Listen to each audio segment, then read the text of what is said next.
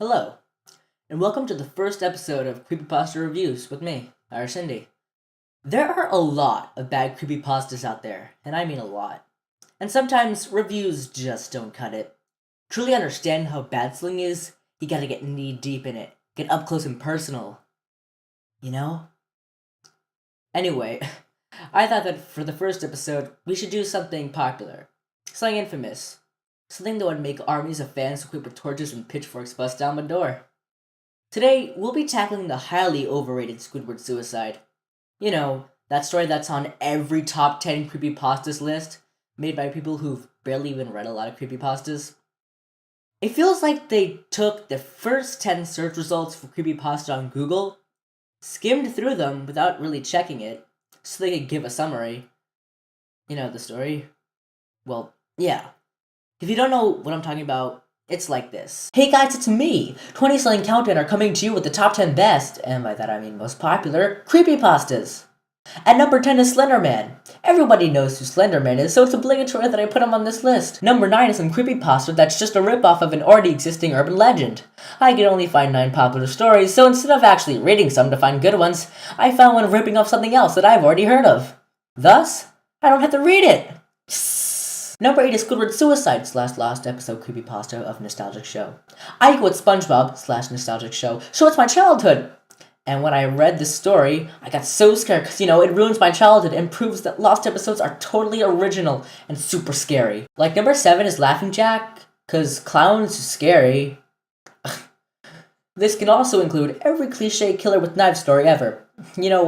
I just love the emo self-insert fanfic killers who aren't that bad, they're just misunderstood and really nice people once you get to know them, even though they kill people. So relatable to emo fangirls! Number 6 is Ben Drowned / every gaming creepypasta ever. Even though there's not much story, the videos were hyper-realistic. So it's like totally real. Number 5 is Get With The Mind / the Russian sleep experiment. The only good pasta on this list. It can be either one depending on whose video you're watching. This is here because we don't want people who actually read good pastas to unsubscribe. Please stay subbed, please stay subbed. Please stay subbed! Number 4 is Sonic.exe, cause it's so good and the blood is so scary that I just wet myself right now. And the plushie part is really creepy because it was covered in blood. It's totally scary cause Sonic is creepy. We all know that. Number 3 is Abandoned by Disney. You know those sweaty people in costumes at Disney World? Well, there's an alive one out there, in a place that was shut down. And the main character goes there and has seemingly no reaction to all the messed up stuff going on. Hyper-realistic. Number 2 is The Rake. It's a small, skinny, pale white creature with really long fingernails. Reminds me of that Irish indie guy. And number 1. The best creepypasta ever written is Jeff the Killer. Jeff was a normal kid when he moved into a rich neighborhood. He was so misunderstood and was a really nice kid. Then this one time he was attacked by some bullies and he defeated them with superpowers that just came out of nowhere. Then at a birthday party, the bullies came back and Jeff fights them off, but he burnt his face. And then he goes insane and cuts his face and kills his family. Our hero. Alright, I may be exaggerating a little bit with that one, but you get the idea, Anyway, let's get to the story. I'll be using a point system for these reviews. We'll start at 5 and add or subtract points depending on if something's good or bad. So, you know what I'm thinking, instead of, having ratings come out of nowhere. After that, I'll be judging the story on several aspects, like story, characters, and so on. Then I'll give my overall score and opinion. Alright, no more explaining. Let's do this. I just want to start off by saying, if you want an answer at the end, prepare to be disappointed. There just isn't one. Well, that ruined my hopes for a satisfying conclusion. -1 point. Now, since I work directly with the editors and animators, I got to view the new episodes days before they aired. Yeah, cheated, buddy. They had very recently made the SpongeBob movie. The entire staff was somewhat sapped of creativity. so it took them longer to start up the season. But the delay lasted longer for more upsetting reasons. There was a problem in the Series 4 premiere that set everyone and everything back for several months. Okay, this could just be more of a personal thing, but have you noticed that a lot of lost episode creepypastas use delays in releases or strange episode order / a way of counting? For example, Dead Bart. To me, it just seems like a lazy way to make your story seem more realistic. Then again, a simple Google search can clear up any questions you have. Me and 2 other interns were in the editing room, along with the lead animators and sound editors for the final cut. We received a copy that was supposed to be Fear of a Krabby Patty and gathered around the screen to watch. Something tells me that episode is scarier than this story, just a hunch. The happy-go-lucky music plays as normal. The story began with Squidward playing his clarinet, hitting a few sour notes like normal. This is overly specific, but I'll address that later. For now, notice the emphasis on the word normal. We hear SpongeBob laughing outside, and Squidward stops, yelling at him to keep it down, as he has a concert that night and needs to practice. SpongeBob says okay, and goes to see Sandy with Patrick. Considering how SpongeBob is now, I don't think things would go down that easily. This must be an echo from when SpongeBob was actually a likable character. A few frames repeat themselves, but the sound doesn't. How the heck do you know that? Later in the story, you said you watched it multiple times after. But most shows run at around 30 frames per second. Just how? The bubble splash screen comes up, and we see the ending of Squidward's concert. This is when things began to seem off. But when he stops playing, the sound finishes as if the skip never happened. There's a slight murmuring in the crowd before they began to boo him. So, regular booing? Furthermore, what is regular cartoon booing?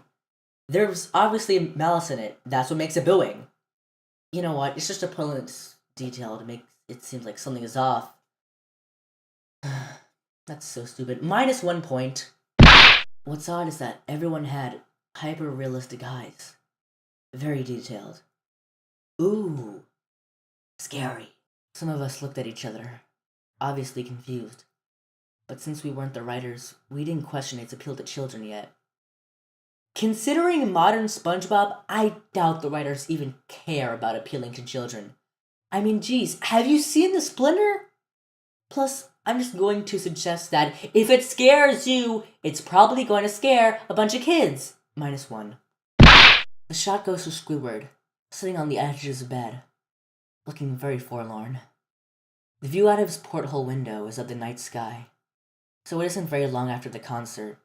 The unsettling part is that, at this point, there's no sound. Literally no sound. Not even the feedback from the speakers in the room.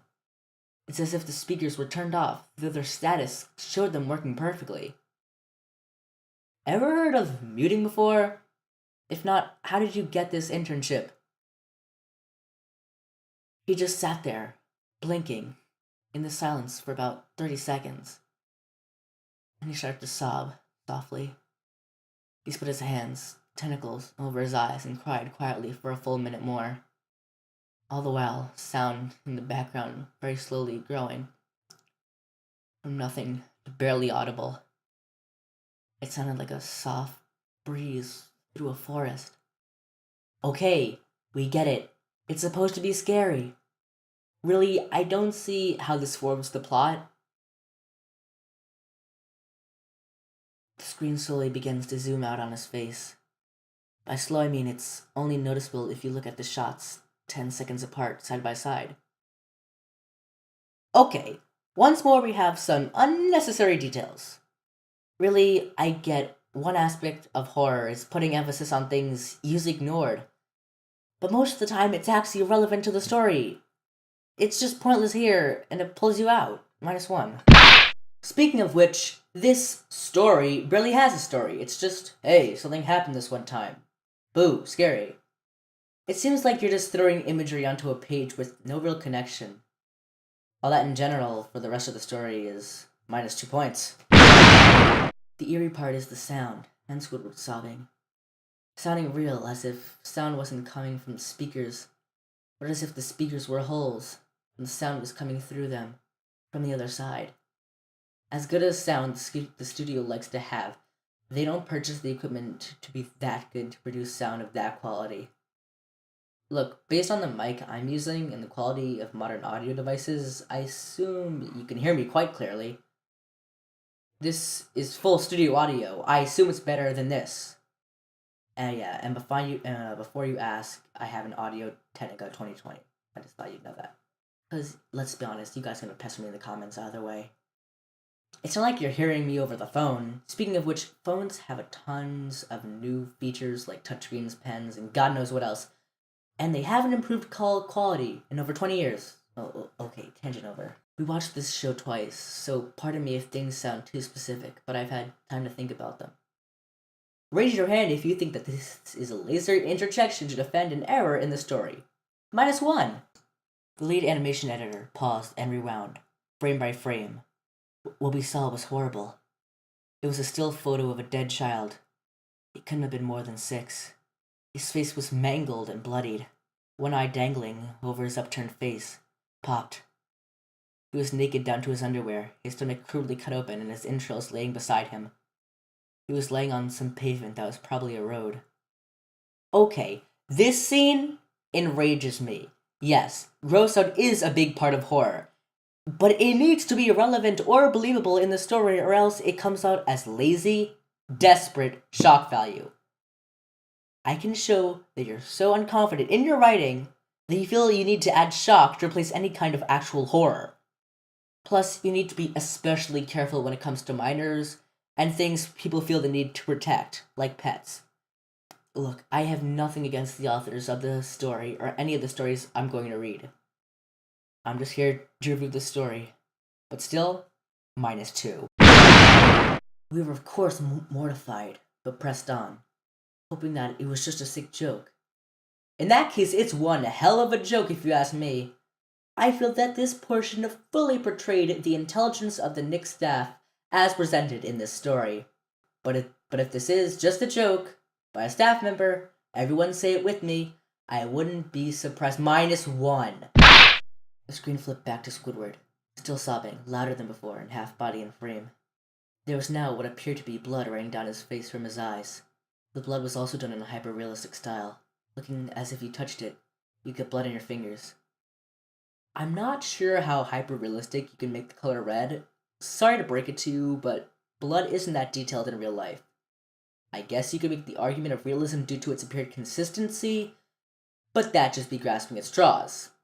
While reading, the question arose to me, if this hyper-realistic blood made you feel like that if you touched it, you get blood in your fingers, does that mean this character looked at a picture, say, of real blood, would he think he would get blood on his fingers? I don't know, forget it. The screen twisted again and showed a single-frame photo. The editor was reluctant to go back. We all were. But he knew he had to. This time, the photo was that of what appeared to be a little girl. No older than the first child, she was laying on her stomach, her parents in a pool of blood next to her. Her eye was popped out and popped, except for underpants. Her entrails were piled top of her, above another crude cut along her back. Again, the body was on the street. Blah, blah, blah. Photographer's shadow is visible. Yeah, okay, I get it. Yeah, vomiting. Yeah. I had to choke back vomit from when one intern, the only female in the room, ran out. The show resumed. Okay, I'm sorry. Okay, why hasn't anyone been called yet? I mean, come on. By the time you see a dead body, I'm sure that would raise some kind of alarm by now. Just a normal day at the office. Nothing to see here, folks. If only that female intern run and told somebody.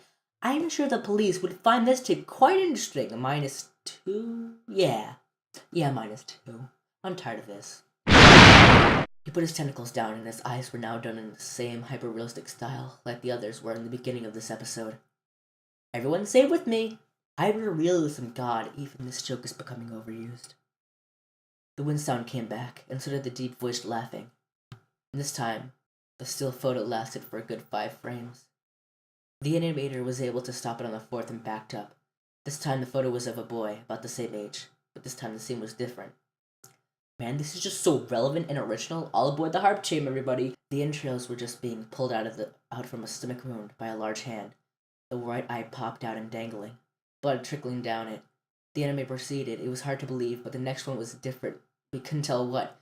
Went on to the next. Same thing. He went back to the first and played them quicker, and I lost it. I vomited on the floor of the animating, and sound editors gasped at the scream. The 5 frames were not as... They were 5 different photos. They were played out as if they were frames from a video. We saw the hands slowly lift out the guts. We saw the kid's eyes focus on it. We even saw 2 frames of the kids beginning to blink. And the hype train has derailed and crashed into an orphanage. And that's what I get for expecting something new. Oh man, what if this happened with other stories? The lead sound editor told us to stop. Finally, he had to call the creator in to see this. Excuse me, what? Mr. Hillenberg arrived within 15 minutes. He was confused as to why he was called down there. So the creator discontinued the episode. Yeah, this one starts getting real. Don't call the authorities. Call your boss. Squidward just stared at the viewer, full frame of the face, for about 3 seconds.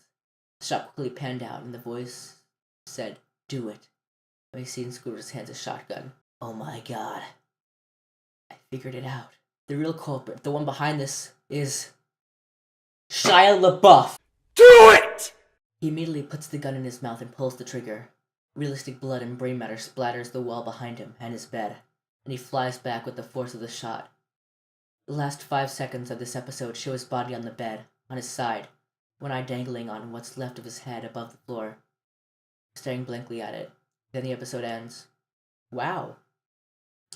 That is a more complete ending than most anime. Oh! Mr. Hillenberg was obviously angry at this. He demanded to know just what the heck was going on.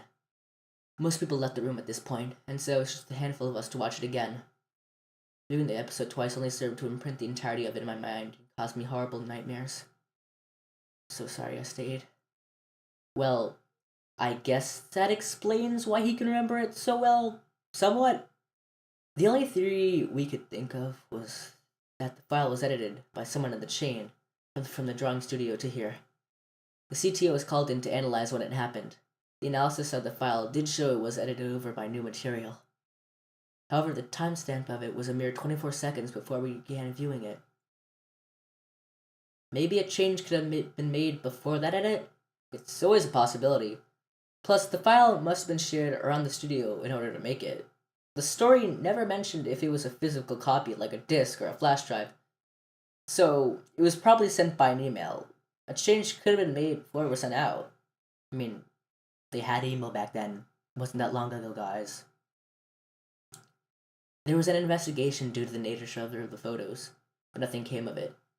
No child seen was identified and no clues were gathered from the data involved, nor physical clues in the photos. I never believed in unexplainable phenomena before, but now I think if I have something happen and I can't prove anything, beyond an anecdotal evidence, I think twice about things. Okay. I wouldn't call this an unexplainable phenomena. I've given several possibilities already. Probably just a sick joke. Remember that? Yeah, but hey, it's Nickelodeon. And could you know that now you think twice about things? Not anything particular, just things. Anyway, that's Squidward's suicide. So, this story is bad. But it's not the worst creepypasta I've ever read. There are far worse out there. Mainly this story gets a pass because it was one of the first Lost episode creepypastas, and one of the most famous. But taking all that aside, this story is just underwhelming. There are so many cliches. The plot is non-existent. Just an excuse to say, boo, I'm ruining your childhood. It's so scary. It's the same reason why there's so many Sonic, Mario, gaming, and TV creepypastas. Because it feeds on treasured things from our childhoods, like cartoons and video games. Even though SpongeBob is also a big part of my childhood, it didn't really scare me, or get me unnerved.